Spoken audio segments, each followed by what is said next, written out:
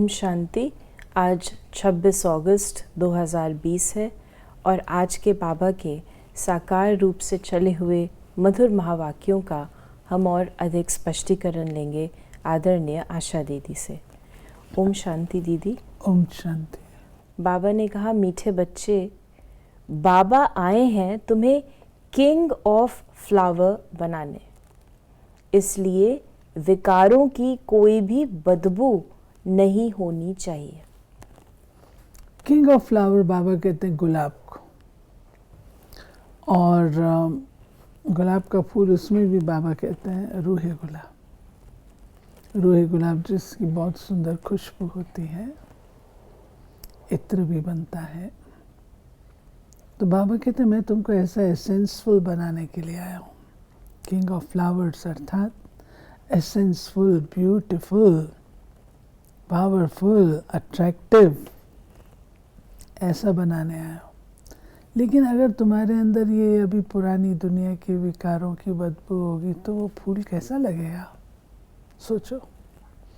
इसलिए ये ज़रा भी तुम्हारे अंदर नहीं होना चाहिए, मैच नहीं करता, फूल खिल नहीं पाएगा। प्रश्न है कि विकारों का अंश समाप्त करने के लिए कौन सा पुरुषार्थ करना है। निरंतर अंतर्मुखी रहने का पुरुषार्थ करो। अंतर्मुख अर्थात सेकंड में शरीर से डिटैच, इस दुनिया की सुध बुध बिल्कुल भूल जाए। 1 सेकंड में ऊपर जाना और आना, इस अभ्यास से विकारों का अंश समाप्त हो जाएगा। कर्म करते करते बीच बीच में अंतर्मुखी हो जाओ, ऐसा लगे जैसे बिल्कुल सन्नाटा है, कोई भी चुरपुर नहीं, ये सृष्टि तो जैसे है ही नहीं। ये बाबा ने बताया हमें। इसमें बाबा ने जो ये कहा, साइलेंस का अभ्यास, डीप साइलेंस, इसके लिए बहुत ज़रूरी है कि हम अति अधिक अपने स्वधर्म में टिकने का अभ्यास करते रहे सारा दिन। हमें 2500 साल से चुरपुर करने की आदत है।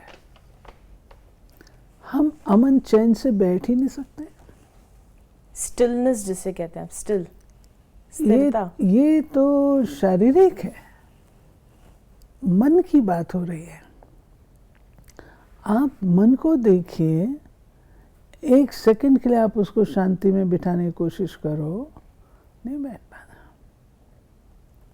इसका बहुत अभ्यास चाहिए। और ये जो बाबा ने कहा, इससे मुझे बाबा की अव्यक्त रूप की मुरली ख्याल में आ रही है, जिसमें बाबा ने कहा, बच्चे तुम्हारे अंदर इतना ये अभ्यास चाहिए, तुम अपने मन को जब चाहो, जहाँ चाहो, जितनी देर के लिए चाहो, उसमें स्थित कर सको। कितनी एक्सपर्टीज है हमारी। हम उस लक्ष्य तक पहुंच जाते हैं, कर भी लेते हैं, कितनी देर तक उसमें स्थिर रहते हैं। हम MRI निकलवाते हैं, एक्सरे निकलवाते हैं, हमको कहते हैं सांस नहीं लेना, रोक के रखना, करते हैं। शरीर के अभ्यास हमें सारे हैं, आत्मा का ये अभ्यास, ये भी तो उसकी एक्सरसाइज है। ये आज के परिप्रेक्ष्य में जिस समय से हम लोग गुजर रहे हैं, और जबकि अंतिम समय हमको बिल्कुल नज़र आ रहा है उसमें, तो हमें इस बात के लिए बहुत अभ्यासी बनना पड़ेगा, बहुत अभ्यास। इसलिए जितना पैराफर्नेलिया लिया उससे अपने आप को विड्रॉ, समेटना ज़रूरी है। जब आप पैराफर्नेलिया कहते हैं समेटना, तो उसे भी आप थोड़ा स्पष्ट करें। बहुत सारी बातें हैं। एक होती है नेसेसिटी, एक होता है कंफर्ट। आज हमें नेसेसिटी तक पहुंचाना अपने आप को। जो नेसेसरी है वही वहाँ तक सीमित रहो। बियॉन्ड जाते हैं तो उसको समेटना पड़ेगा ना।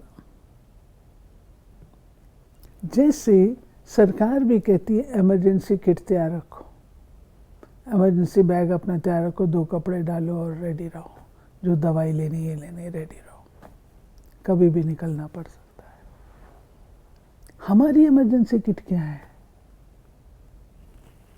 वो तैयार है। इसको मैं कहती हूँ पैराफर्नेलिया, सारा विस्तार विड्रॉ कर। मुझे कुर्सी चाहिए बैठने के लिए, कोई भी कुर्सी हो सकती है जिसमें बैठ करके मैं अपना कार्य आराम से कर सकूं। ठीक है, आपकी कमर में दर्द है, लगा लीजिए कुछ और, परंतु उसमें विस्तार में हम चले जाए, ऐसे नहीं है ऐसे। अब वो ज़माने चले गए, वो नहीं है। अब हमको समेटना है। हमारा कोई बिजनेस नहीं है जिसको हम समेटेंगे, हमारे कोई सेंटर्स नहीं है जिनको हम समेटेंगे, हमारी कोई गृहस्थी नहीं जिसको हम समेटेंगे, लेकिन मन से इन सब बातें आती हैं। एक होता है उसके विस्तार में चले जाना, क्या, क्यों, कब, कैसे। एक है लगाओ फुल स्टॉप, छोड़ो। इसको मैं कहती हूँ पैराफर्नेलिया। उससे अपने आप को विड्रॉ करिए, समेटें। और ये अति अति अति इम्पोर्टेंट है आज की डेट में। फिर बाबा ने कहा मुरली में कि जो 84 जन्म का क्या है समझेंगे ही नहीं, तो जो 84 का चक्र लगाते वही समझने आएंगे। तुमको यही याद करना चाहिए, इनको स्वदर्शन चक्र कहा जाता है, जिससे आसुरी ख्यालात ख़त्म हो जाएंगे। फिर बाबा ने ये कहा, स्वदर्शन चक्र का अर्थ बाबा ने बताया। स्वदर्शन, अपनी आदि से लेकर के आदि दिन तक की कहानी को देख लो, और आज वर्तमान समय मुझे क्या करना है उसको स्मृति में लाओ। तो जब बुद्धि को इतना ज़्यादा काम है तो फालतू बातें आने की मार्जिन ही नहीं है। खाली दिमाग शैतान की भूमि होती है, लेकिन जिस दिमाग में, जिस बुद्धि में ज्ञान और योग बसता है, उसके पास समय नहीं है। उसको कहते स्वदर्शन चक्र, जिससे विकर्म विनाश होते हैं। बाबा ने कहा, मनुष्य तो कह देते हैं ईश्वर तेरी माया बड़ी प्रबल है, न ईश्वर को न माया को समझते हैं। हाँ, ईश्वर तेरी माया, ईश्वर के कर्तव्य को कहते माया। बाबा कहते हैं नहीं, प्रभु अलग है, माया अलग है, प्रकृति अलग है और धन अलग है। 4 चीज़ें हैं। प्रभु शिव बाबा, प्रकृति को भी माया कह देते लोग, प्राकृतिक सौंदर्य है, अविनाशी है। फिर उसके बाद धन को भी कहते, धन को, इनके पास बहुत माया है। तो धन भी माया नहीं है, प्रकृति भी माया नहीं है, प्रभु भी माया नहीं है, और चौथा क्या होता है? विकार, तो माया। 5 विकार माया है। तो बाबा ने कहा मुरली में, मनुष्य तो कहते हैं ये माया कहा जाता है 5 विकारों को, जिसको रावण कहते हैं। तो बाबा ने आज दोनों को एक ही बताया। हम लोगों ने एक चित्र बनाया था कि माया किसको कहा था। उससे लोगों के दिमाग खुलते थे कि अरे माया, हम इसको कहते थे प्रभु तुम्हारी सब माया है। नहीं, माया 5 विकार है। और आज बाबा ने हमें याद की भी युक्ति बताई कि शरीर निर्वाह अर्थ कर्म भी भल करो, उनसे भी टाइम निकाल सकते हो। भोजन खाने समय भी बाप की महिमा करते रहो। बाबा को याद कर खाने से भोजन भी पवित्र हो जाता है। याद से, याद में इतना बल है जो कि भोजन पवित्र हो जाता है। अर्थात जब याद, बाबा को याद करके खाएंगे तो कण कण जो है वो सोना बन जाएगा। और जैसे बाबा याद का चार्ट की बात करते हैं, तो बाबा ने वो अपने से कैसे चेक करें वो भी आज बताया है कि आज कितना घंटा याद में रहे, कल 3 घंटा याद में रहे, आज 2 घंटा रहा, ये तो आज घाटा हो गया। उतरना और चढ़ना होता रहेगा। यात्रा पर जाते हैं तो कहाँ ऊंचे कहाँ नीचे होते हैं, तुम्हारी अवस्था भी नीचे ऊपर होती रहेगी। अपना खाता देखना है। ये बाबा हम बच्चों को सांत्वना देते हैं कि कभी अगर आपकी 3 घंटे की याद हुई और आज आपकी केवल 2 घंटे की हुई तो उसमें घबराओ नहीं, घबराओ नहीं। जैसे देखो पहाड़ पे जाते हैं, हम माउंट आबू जाते हैं तो कभी रास्ता ऊपर जाता है, कभी थोड़ा नीचे जाता है, लेकिन अल्टीमेटली तो ऊपर जा रहा है। तो हमारा हर एफर्ट, हर कदम हमें ऊंचाई की ओर ही ले जा रहा है, हमारे गंतव्य की ओर ले जा रहा है। ये हमें सांत्वना होनी चाहिए। अभी बाप कहते हैं तुम निर्विकारी बनेंगे तो आधा कल्प निर्विकारी हो रहेंगे। अभी 5 विकारों का राज ही खत्म होता है। क्योंकि अभी हम शुद्ध होते हैं ना, पहले तो ज्ञान नहीं होता। 2500 साल तो इस बात का हमको ज्ञान ही नहीं था। और बाबा ने आके जब ज्ञान दिया, उसमें भी कई लोग कहते हैं अरे ये तो नेचर है, ये तो नेचुरल है। बाबा बताता ये तुम्हारी नेचर नहीं है, तुम्हारी नेचर प्योरिटी है, तुम्हारी नेचर निर्विकारिता है। उसमें तुमको रहना है। उसमें नहीं रहते हो तो स्वर्ग में कैसे जाएंगे? वो है निर्विकारी दुनिया। निर्विकारी दुनिया में जाना है तो अभी आपको निर्विकारी यहाँ पर बनने के संस्कार डालने।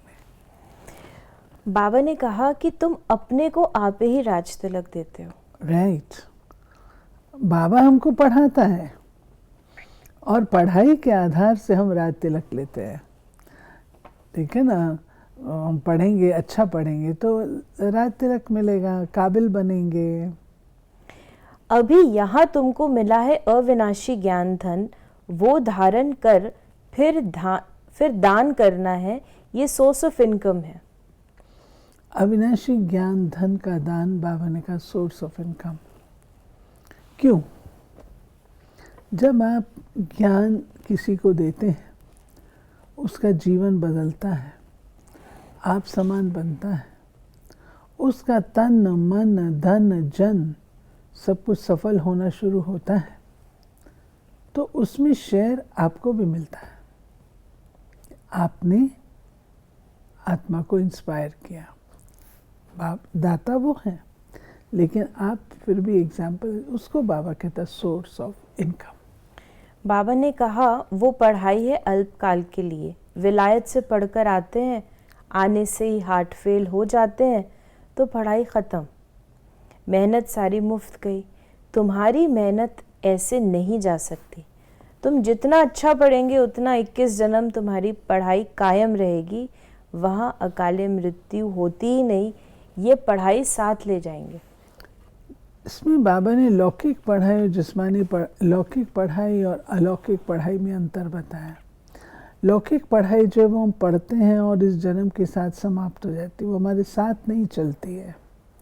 कमाएंगे, खाएंगे, जो कुछ भी करेंगे वो इस जन्म के साथ जाती है। लेकिन जो अलौकिक पढ़ाई है, क्योंकि वो आत्मा की है, आत्मा के संस्कार परिवर्तन की है, तो वो पढ़ाई हमारी अविनाशी हो जाती है। क्योंकि संस्कारों में बात आ जाती है ना, तो वो बाबा कहते हैं कि वो तुम्हारा वहाँ चलता है। और वहाँ पे अगर तुम्हारा शरीर भी छूटता है, छोड़ते हो, तो ऐसा नहीं कि उस जन्म का किया हुआ वहीं ख़त्म हो जाएगा, वो आगे भी आपका चलता है। 21 जन्म 21 पीढ़ी। आज बाबा ने एक तो क्रिमिनल आई बोला, तो हम उसको पढ़ते हैं, वो पूरा एक पैरा। तो बाबा ने एक तो क्रिमिनल आई बताया कि क्रिमिनल आई एकदम निकल जाए, संभाल रखनी है। हमारी आंखें कहीं मतवाली तो नहीं बनी, बाजार में चने देख दिल तो नहीं हुई। ऐसी दिल बहुतों की होती है, फिर खा भी लेते हैं। ब्राह्मणी है, किसी भाई के साथ जाती है, वो कहते हैं चना खाएंगी, एक बार खाने से पाप थोड़े लग जाएगा। जो कच्चे होते हैं वो झट खा लेते हैं। इस पर शास्त्रों में भी अर्जुन का दृष्टांत है। बाकी है सब इस समय की बातें। बाबा के पास सब समाचार रहते तो एक हैं। है क्रिमिनल आई, एक है मतवाली आंखें। तो बाबा कहते हैं कि समाचार तो बाबा के पास सब जाते हैं ना, सब बच्चों के। तो क्रिमिनल आई तो बाबा ने बताई, मतवाली आंखें अर्थात कुछ देख लिया, ये अच्छा लगा तो दिल उसके ऊपर आ गई। जो ये बात बाबा ने कही, ब्राह्मणी जाती है सेवा पर जाती है, अब वो भाई है कच्चा, ज्ञान में इतना परिपक्व नहीं है, और अगर ब्राह्मणी भी डी ग्रेड की है तो खा लेगी। तो वो बाबा के पास समाचार गया होगा। ऐसे करती नहीं है बहनें, ऐसा नहीं कि बहनें ऐसे करती हैं, ऐसा नहीं करती हैं। बहनें तो गाइड है, टीचर्स तो गाइड हैं, और गाइड जो है वो तो स्टूडेंट को भी गाइड करते हैं ना। परंतु ये कोई ऐसा किस्सा हुआ होगा तो बाबा तो कोई को छोड़ता नहीं है, तो सावधान करता है, तो सबके कान खड़े हो जाते हैं। यानी हमें अपनी धारणाएं मजबूत पक्की रखनी रखनी है, चाहिए। दूसरे की धारणा से नहीं चलना। देखिए मैं आपको बताती हूँ, जब हम वीआईपी सेवा में जाते हैं तो अगर हम वहाँ पे कुछ स्वीकार ना करें तो वो हमको कहते हैं कि आप तो हमको समझते ही नहीं है, आप हमारे यहाँ कुछ नहीं लेते हैं। तो युक्ति है, युक्ति है। आप युक्ति से, क्योंकि आप वो खा तो सकते नहीं ना। और साथ ही जो बताया कि वो देखकर बाजार में आंखें मतवाली हो रही है, यानी दिल कर रहा है। ये मेन चीज़ है कि हमारी आँख, हमारा दिल ना करे, दिल ना करे, जो हम चीज़ों से अट्रैक्ट ना हो। और आज का जो वरदान है, बाबा ने हमें वरदान दिया आज का, बीज रूप स्थिति द्वारा सारे विश्व को लाइट का पानी देने वाले विश्व कल्याणकारी भव। बीज रूप स्थिति द्वारा सारे विश्व को लाइट का पानी देने वाले विश्व कल्याणकारी भव। बीज रूप स्टेज सबसे पावरफुल स्टेज है। यही स्टेज लाइट हाउस का कार्य करती है। इसमें जो बीज रूप है ये हमारी मास्टर रचयिता की स्टेज है, पूर्वज की स्टेज है। तो बीज से तो झाड़ निकलता है ना। तो ऐसे ही मुझ आत्मा से अनेक संबंध जुड़े हुए हैं। वो जो सप्लाई है उनको कहाँ से होगी? बीज से होगी। तो मैं जब अपनी मास्टर बीज रूप अवस्था में रहती हूँ तो उन सब की परवरिश भी एक हिसाब से होती है। उसको बाबा ने कहा लाइट हाउस, लाइट हाउस बन करके रहो, सकाश दो। यानी हमारी अवस्था से नेचुरल सकाश होता है। यस, सकाश देने योग्य बनती है। इससे सारे विश्व में लाइट फैलाने के निमित्त बनते हो। जैसे बीज द्वारा स्वतः ही सारे विश्व को पानी मिल जाता है, ऐसे जब बीज रूप स्टेज पर स्थित रहते हो तो विश्व को लाइट का पानी मिलता है। लेकिन सारे विश्व तक अपनी लाइट फैलाने के लिए विश्व कल्याणकारी की पावरफुल स्टेज चाहिए। इसके लिए लाइट हाउस बनो, न कि बल्ब। हर संकल्प में स्मृति रहे कि सारे विश्व का कल्याण हो। ये बाबा कहते हैं बीज होता है ना, वो बेहद का होता है। जो बीज की विशेषता है वो बेहद। बीज ये नहीं देखता ये टहनी ग्रो कर रही है नहीं कर रही है, ये टहनी ब्यूटीफुल है या नहीं है, वो ये नहीं देखता। बीज अपना काम करता है। तो बाबा ने कहा कि वो जो बेहद के संस्कार है, बेहद की वृत्ति है, सारे विश्व को सकाश देना। स्लोगन है, एडजस्ट होने की शक्ति नाजुक समय पर पास विद ऑनर बना देगी। एडजस्ट होने की शक्ति नाजुक समय पर। अभी तो बड़े नाज नखरे करते हैं, मैं ये नहीं कर सकती, मैं वो नहीं कर सकती। एक वक्त आएगा जो आपको करना ही पड़ेगा और कोई अल्टरनेटिव ही नहीं होगा, फिर क्या करेंगे? इसलिए अपने आप को फ्लेक्सिबल रखना चाहिए। एडजस्टिंग नेचर का रखना चाहिए। तो ये थे बाबा के आज के महावाक्यों का और अधिक स्पष्टीकरण। यदि आपके मन में भी कोई प्रश्न है तो आप उसको व्हाट्सएप कर सकते हैं 8826599309 पर, और आपके प्रश्नों का उत्तर हम प्रश्नोत्तरी कार्यक्रम में देने का प्रयास करेंगे। ओम शांति।